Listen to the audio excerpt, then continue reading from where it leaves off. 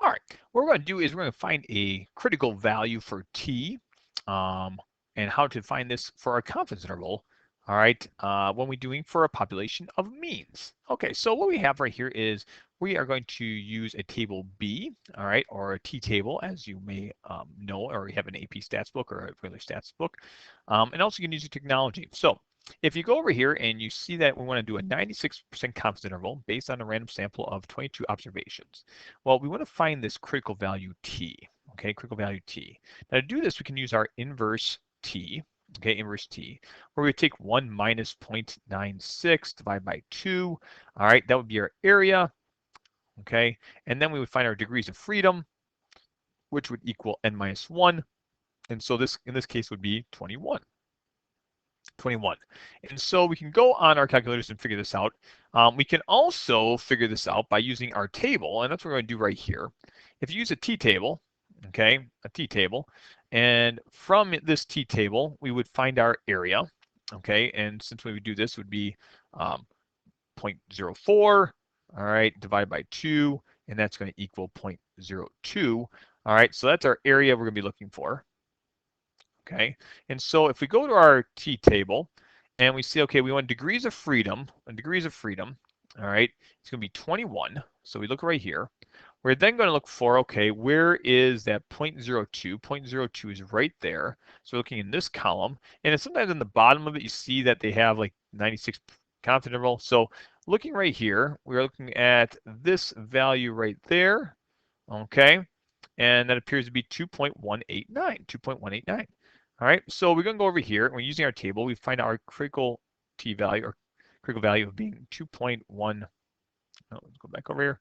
Once again, 2.189. All right, 89, and that is our value. We can do the same thing if we want to go and do a 99% confidence interval. What is our critical value here, t?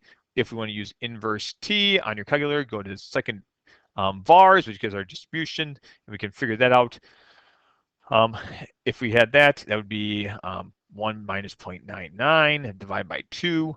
That's our area. Once again, our degrees of freedom, we always want to label that. So degrees of freedom, once again, are n minus 1. In this case would be 70. All right. We can also go to our t table distribution. And to find this out, we have our area, which we know is going to be, all right, it's going to be 0.005. All right, so if we look at 0.005, 05, with a degrees of freedom of 70, we're going to go back here. All right, so let's say we do this one, 0.005. So looking at this, okay, that was for the second one. Degrees of freedom of 71. So of 99, you see this right here. Now 70, all right, 70. Now, since they don't have a 70, we're always round down, so we're going to use a 60 value. So if we go along this column, or so this row, and we look at this one, it should be right there, 2.660, 2.660. And so this one's going to equal, all right, using our critical value right there, it's going to be 2.660. That is going to be our value for that. Awesome. So now let's see if we can combine some of these things. So Judy is interested in reading the reading level of medical journal. She records the length of the random sample of n equaling 100 words. All right, the histogram displays the distribution of word lengths for her sample. Determine if the conditions for constructing a confidence interval for a mean have been met in the context. All right. In doing so, all right, what we have here is, is it been random? Okay, so first off, is it random? Yes, there was a random of 100 words.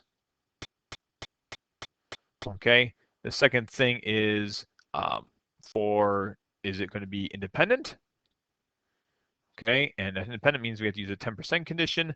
So if we have this right here, is 100, all right, less than 10% of all the words in the book, all right, all words, we're going to assume that is correct.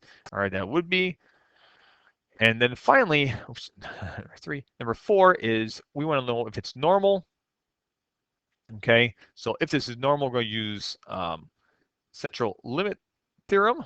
All right, central limit theorem, because we're talking about means. We don't know if this is normal.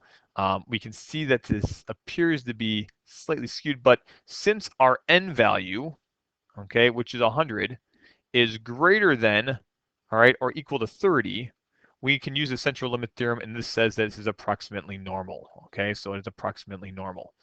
All right, and therefore right here, are all the conditions met? We would say yes.